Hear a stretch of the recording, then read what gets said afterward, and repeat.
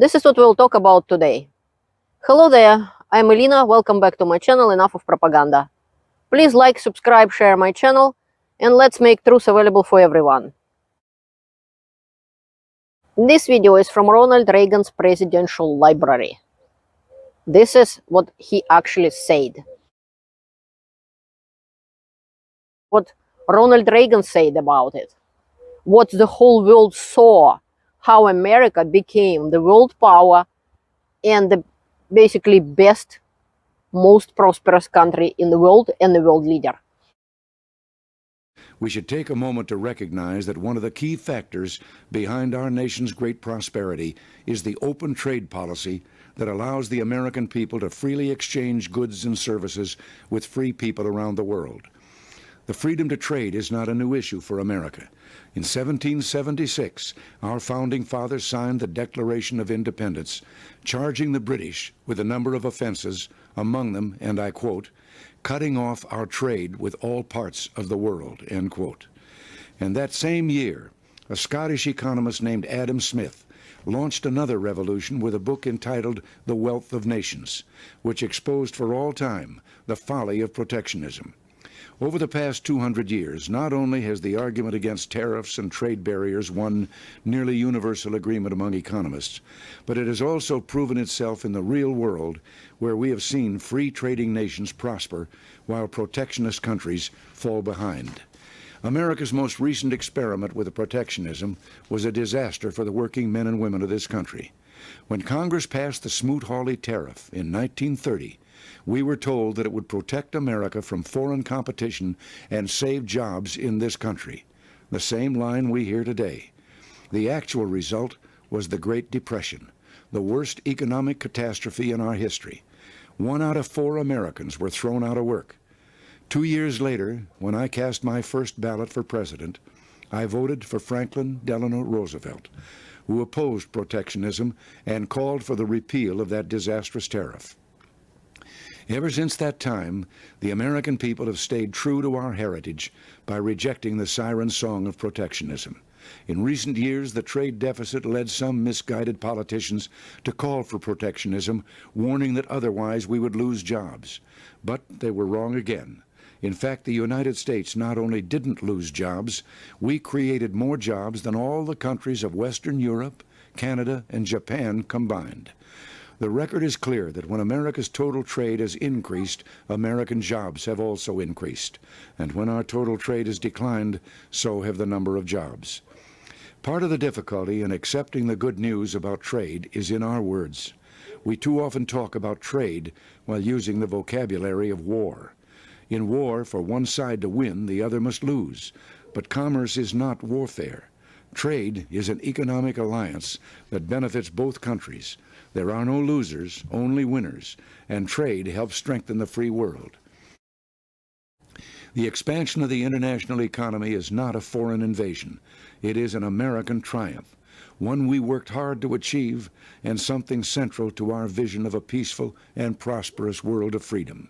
Yet today, protectionism is being used by some American politicians as a cheap form of nationalism, a fig leaf for those unwilling to maintain America's military strength and who lack the resolve to stand up to real enemies, countries that would use violence against us or our allies. Our peaceful trading partners are not our enemies. They are our allies. We should beware of the demagogues who are ready to declare a trade war against our friends, weakening our economy, our national security, and the entire free world, all while cynically waving the American flag. After the Second World War, America led the way to dismantle trade barriers and create a world trading system that set the stage for decades of unparalleled economic growth. And in 1 week, when important multilateral trade talks are held in Montreal, we will be in the forefront of efforts to improve this system.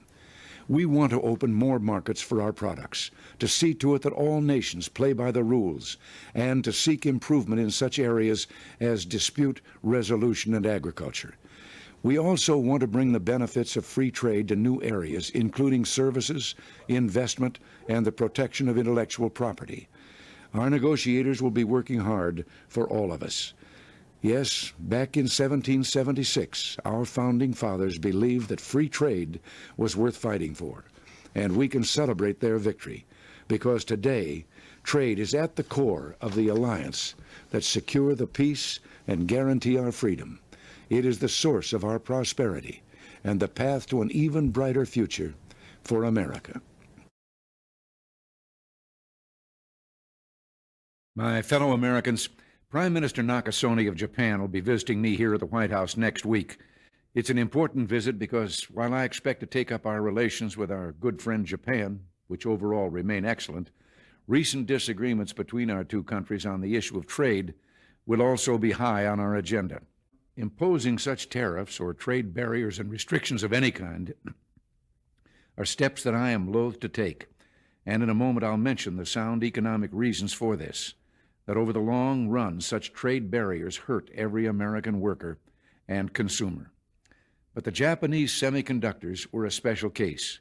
We had clear evidence that Japanese companies were engaging in unfair trade practices that violated an agreement between Japan and the United States. In imposing these tariffs, we were just trying to deal with a particular problem, not begin a trade war. So next week, I'll be giving Prime Minister Nakasone this same message. We want to continue to work cooperatively on trade problems and want very much to lift these trade restrictions as soon as evidence permits. We want to do this because we feel both Japan and the United States have an obligation to promote the prosperity and economic development that only free trade can bring. Indeed, throughout the world, there's a growing realization that the way to prosperity for all nations is rejecting protectionist legislation and promoting fair and free competition. Now, there are sound historical reasons for this. For those of us who lived through the Great Depression, the memory of the suffering it caused is deep and searing. And today, many economic analysts and historians argue that high tariff legislation passed back in that period, called the Smoot-Hawley Tariff, greatly deepened the Depression and prevented economic recovery. You see, at first, when someone says, let's impose tariffs on foreign imports, it looks like they're doing the patriotic thing by protecting American products and jobs. And sometimes for a short while it works, but only for a short time. What eventually occurs is, first, homegrown industries start relying on government protection in the form of high tariffs. They stop competing and stop making the innovative management and technological changes they need to succeed in world markets. And then, while all this is going on, something even worse occurs. High tariffs inevitably lead to retaliation by foreign countries and the triggering of fierce trade wars. The result is more and more tariffs, higher and higher trade barriers, and less competition.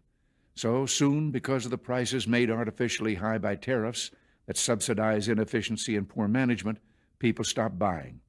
Then the worst happens. Markets shrink and collapse, businesses and industries shut down, and millions of people lose their jobs.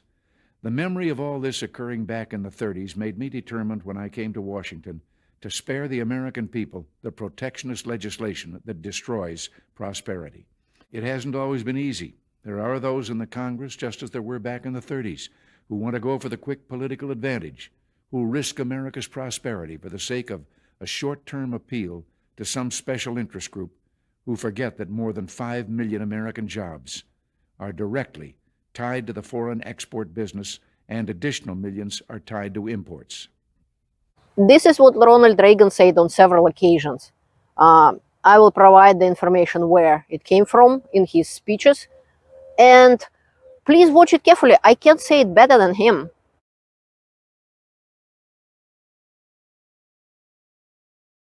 Thank you for watching. Learn the truth and stay informed. See you later.